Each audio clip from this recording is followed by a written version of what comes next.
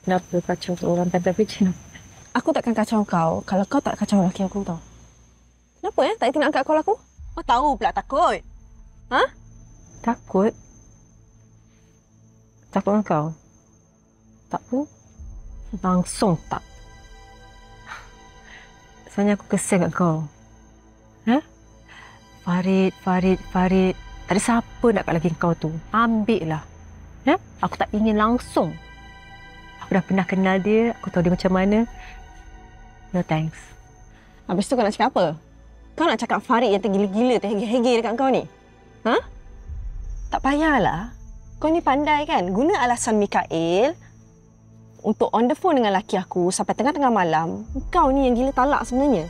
Jangan ingat aku tak tahu.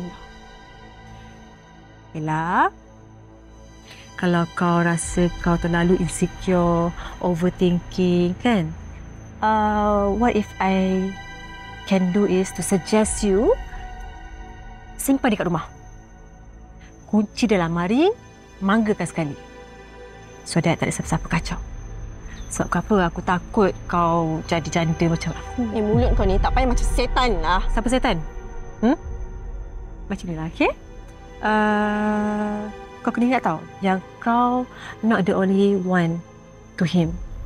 Satu lagi, pesan kat lelaki kau yang tolong jangan kacau aku. Aku merayu sangat-sangat. Jangan call, jangan WhatsApp, jangan... Semua jangan.